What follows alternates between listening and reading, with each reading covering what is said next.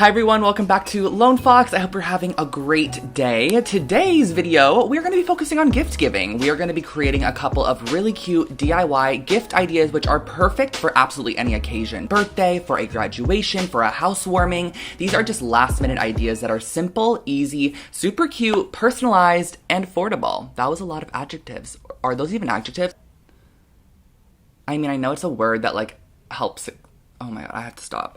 I am also extremely excited to announce that today's video is actually sponsored by Canon. I'm going to be using the Pixma TS9521C crafting printer, which is such a cool printer. It actually prints up to 12 by 12 borderless sheets of paper, which is perfect if you're a scrapbooker. I used to do scrapbooking back in the day, as many of you guys know, and I would have loved this printer, but I'm very excited for today's video, and I would love for you guys to subscribe to my channel if you are not already. So give this video a big thumbs up, subscribe. It is 100% free, and let's go ahead and jump on into some of the features that this printer has to offer, and then we're going to start incorporating them into the DIY projects. And you guys, the projects are really cute, so definitely stay tuned. You guys do not know how excited I was to get the Canon Pixma TS9521C Crafters All-in-One printer on my doorstep. I've actually been in the market for a printer for a little bit now, and I personally love how this printer is designed to complement your artistic side. So it's innovative and it's packed with a variety of creative features such as 12 by 12 borderless printing, which is my personal favorite, versatile paper support, and loaded into the printer already are some pre-made patterns, which I really like this feature because you can go ahead and print these to whatever size you want to go ahead and print them to. So here I'm sharing with you guys the 12 by 12 borderless feature. You are able to print 12 by 12 sheets of cardstock and turn them into scrapbooking patterned paper, or really whatever you want to do. You can even print out digital scrapbook pages on here, which I think is really fun. But on top of that, if you're not a creative person at all, you can also just use this for your everyday printing needs too, such as photos, school projects, documents, invitations, and a lot more. So I think if you're in the market for a printer, this is great because it really blends that kind of creative side, but it also blends your everyday printing as well, so you kind of have the perfect mix of both. I also want to go ahead and touch on a couple of my personal key favorite features, including the 5-color individual ink system. So if you run out of a specific ink cartridge, that is not a problem. You can actually continue printing even if you run out of a certain color. There's versatile printing, copying, and scanning with up to 12 by 12 paper support, booklet layout, and even an auto document feeder for scanning multiple page documents. The printer features a simple interface with a 4.3-inch LCD touchscreen, and it just basically allows you to navigate the printer super simply. And last but not least, memory card support, so you can print photos directly from a camera or dedicated memory card. If you guys would like to check out any more information on this printer, definitely use my link in the description box below to head over and find out any more details or shop your very own Canon Pixma TS9521C crafter printer. But let's get into today's projects.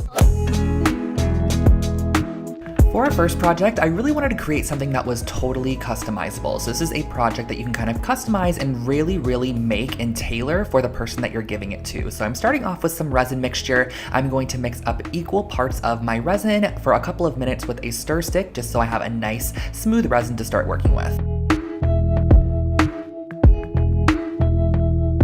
Once the resin's all mixed up, you can then go ahead and add any additives you want to. You can add glitter, you can add little flakes. I'm adding gold flakes in particular here. I'll link these ones below for you guys. I got them online, and I'm just adding a couple of them. I really want the gold flakes to be pretty sparse and not like super incorporated into the resin. And as far as the mold goes, I ended up using this domino mold here, which is meant actually for resin, of course, and I'm going to be using some dried flowers as well, just to kind of add a little pop of color. Originally, I was going to go ahead and use these white little buds, which I thought would be so cute mixed with the gold flake, but the thing is once I placed them in the mold and kind of adjusted them where I wanted them to be, and I poured the resin on top, the little rosebuds themselves actually floated to the surface and was making it not lay flat anymore. So I actually ended up just leaving the couple that I originally poured with the little rosebuds as is, and I just kind of poked them down as much as I possibly could. But I do suggest when you put things into your dominoes, just make sure that they're really lightweight and something that's going to be able to be kind of pressed down by the resin as opposed to float to the surface. So I ended up opting for these little orange petals, which I loved so much, and then I poured my resin over the top of each of them, making sure to fill the mold up to the top.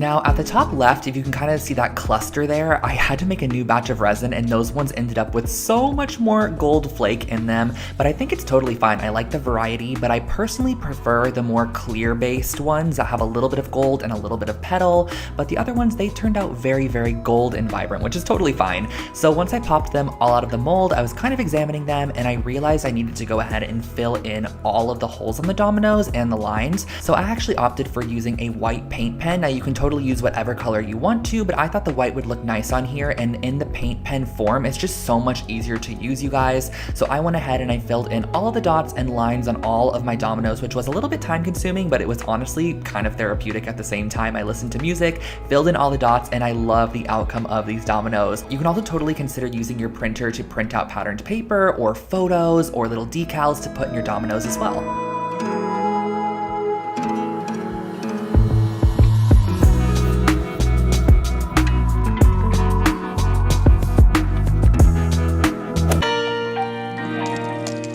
For our second project, I'm taking inspiration from a planter that I created a long time ago and creating more of a smaller scale one, but it's still super cute. So I'm starting off with a little glass vase that I got from the dollar store, and I'm also using some clay as well. This is a large chunk of clay that I'm going to be rolling out into a sheet because we're actually going to be covering the entire glass vessel to make it more so look like a ceramic vase. So I thought the first thing that would be the easiest was to roll it out so it's pretty even as opposed to smashing it on the exterior of our glass. So once I had it rolled out, I rolled my glass vessel on the top of it, as you can see here, and I wrapped it with clay.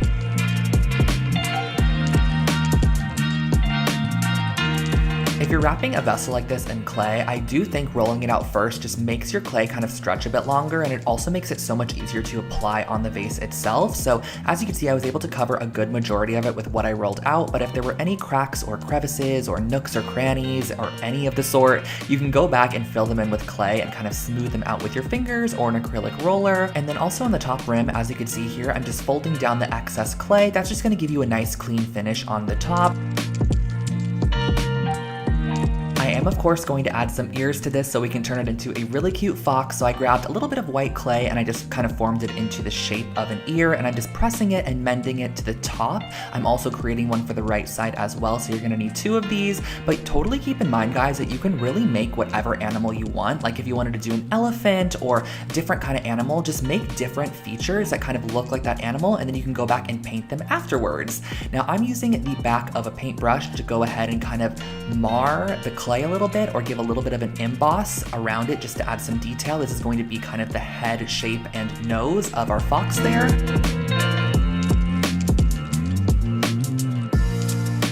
You're gonna wanna let your clay piece fully cool off before painting. So I'm starting off with a dark orange color. This is called Pueblo by Folk Art, I believe, and I'm going in, I'm gonna be doing 2 coats of this orange color on the top here. So that indent line that I created kind of basically shows me where I'm supposed to end this orange color, and then also kind of bring it down to create the nose. I'm also bringing it up to the ears, of course, because we're gonna add a little bit of white back to those in the center.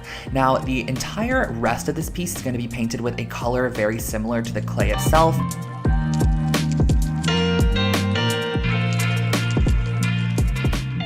In that emboss we created around the entire perimeter of the piece, I'm just adding this dark brown paint here. This was an old paint sample that I had, so I'm going in and just kind of filling in that indent with the brown.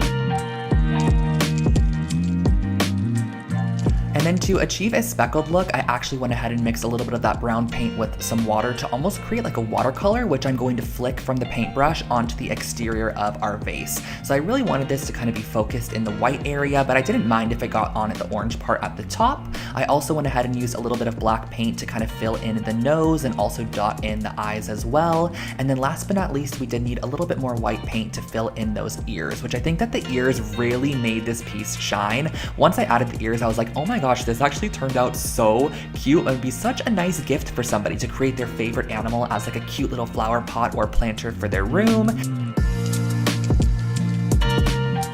On the outside here, I'm brushing on some watered down brown paint to give it just a little bit more of a distressed vibe because I felt like the white was too stark and I wanted it to almost look a little bit aged and not perfectly brand new. So I thought this totally gave me the vibe that I wanted to go for. So I painted that on there, and to lock it in and finish off the piece, I'm using some Sculpey gloss glaze and I'm just doing a full generous coat of this on the outside. I think this really completes any ceramic project. Now, if you don't want to go for a gloss finish, they do also offer a matte finish as well, but I really loved the gloss in this case. So this is our finished off fox planter, but we also have to make a little card to go along with it if you're gifting this to a friend. So I went ahead and I printed out 2 of these cards, which I'll link below for you guys. I actually created these as printables. So if you want to go ahead and download them, you totally can. Just make sure to print them at a borderless 8.5 by 11, cut them in half as shown here, and then I'm going to be using a scoreboard just to score right down the center and create our very own greeting card. If you print this on cardstock, it is perfect.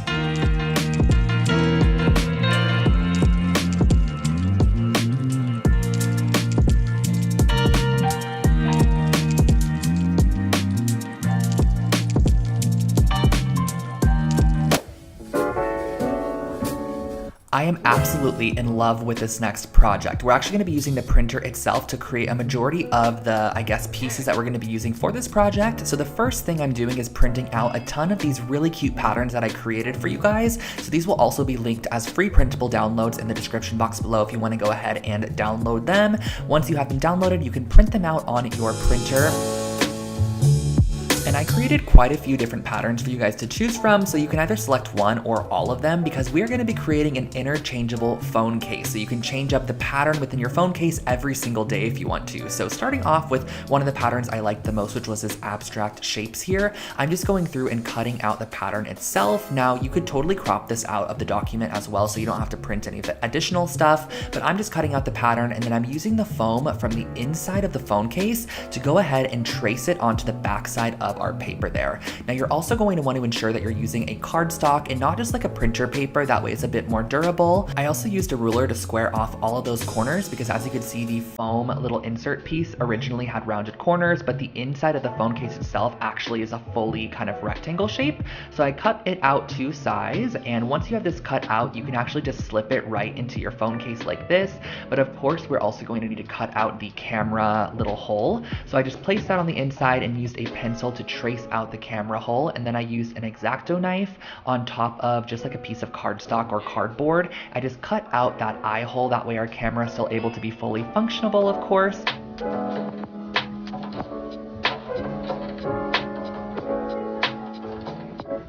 And once you have your first pattern fully cut out and everything is nice and perfect, you can actually use it as a template to cut out even more patterns. The thing I love about this is if you're gifting this to somebody, you can gift them the clear phone case, but you can also gift a ton of different like almost phone case skins that they could simply insert in the back of their phone case, and it almost makes it look like they have a brand new one every single day or every single week, however often they want to kind of swap that out. And I also think this is a really cute idea because you can totally print out personalized photos, you can kind of make little collages, or just print patterns like I did here because that's also a really cute.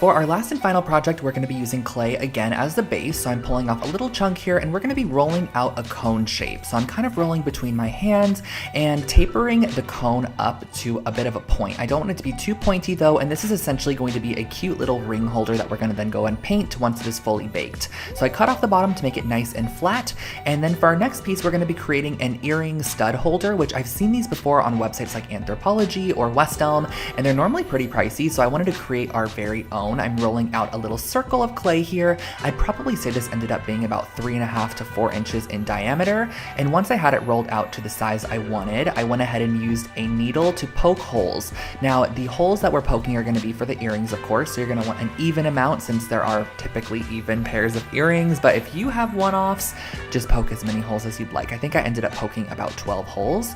I placed this over the top of a small little bowl here, and I'm going to be baking this in the oven over the bowl. That way it almost almost has this rounded form to it, and when you place this on top of your tabletop, it will allow for some elevation on the underside. That way the post of the stud earring isn't like touching the tabletop directly or not sitting in the piece at all. It's just going to be kind of floating on there. So I'm baking these for about 25 minutes each, and then we're pulling them out and giving them a little bit of a paint job. This is what I love about all these projects, is how customizable each one is. So if you're making this project, for someone's birthday, you can customize it to their favorite color palette. You can add patterns, prints, textures, whatever you think that they're gonna like. So I'm starting off on the right side and kind of just doing this organic shape in this tan color.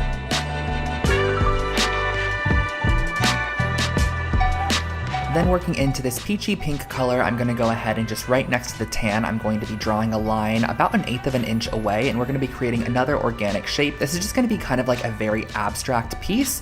So I'm painting it, as you can see here. This is the shape I'm going for, and I'm gonna fill that in with the pink.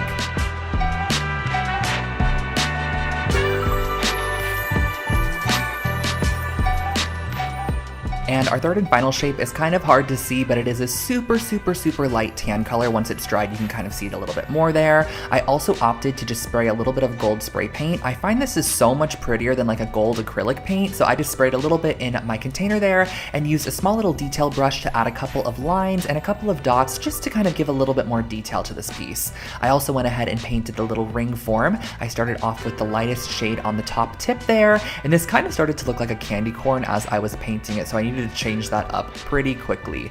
Underneath that, I'm going in with a little bit of a darker tan shade, so it's almost like a monochromatic tone on tone, and I really think this would have been cute if I left it as is, but it gave me very candy corn vibes. So I wanted to break up that design a little bit with some of the gold paint as well. So taking that same detail brush, I'm just doing a thin gold line on the bottom rim of that tan color there. And then from this, I'm going to be creating a couple of little lines that go down. So they're almost like little eyelashes, but I just like the way that the pattern ended up looking in the end. You can totally paint this however you'd like to, but I just did random lines at varying lengths. And of course, a generous coating of gloss glaze just to finish these off and seal in our design.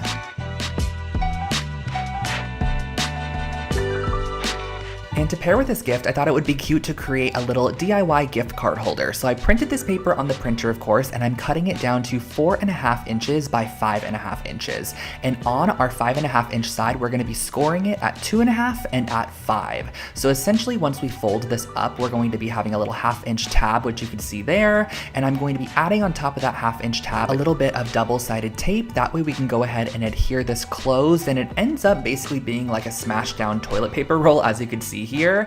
Now what I'm doing is going in with a ruler and X-Acto knife, and I'm just cutting a slit wide enough for my ribbon. So you guys are gonna see what I'm talking about in a second here. Once I cut the slit that's wide enough, I'm also going to be cutting out a little slit underneath that and almost creating a notch, which is going to be cut out of both sides of the paper. So this is gonna be going through both sides, as you can see here. Once you have that notch cut out, you can slide your ribbon through the notch. This is a really cute little yellow velvet ribbon. You can slide your gift card through the notch over the top of the ribbon, pushing it down, and then simply tie a knot on the top or a bow or whatever you want to have, just making sure that your gift card is secured on the inside, and you can easily pull it in and out of this really cute little gift card holder. I used to make these all the time when I used to scrapbook.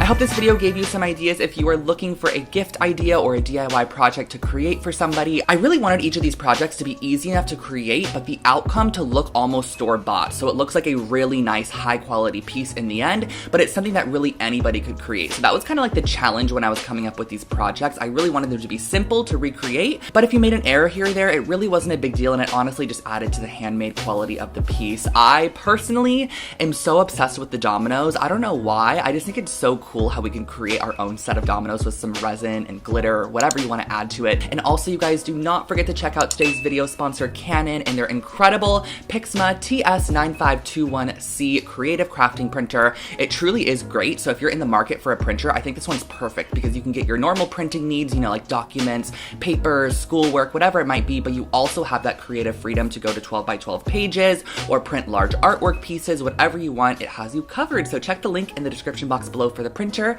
and I will catch you guys all in my next video. Have an amazing rest of your day, and yeah, bye guys.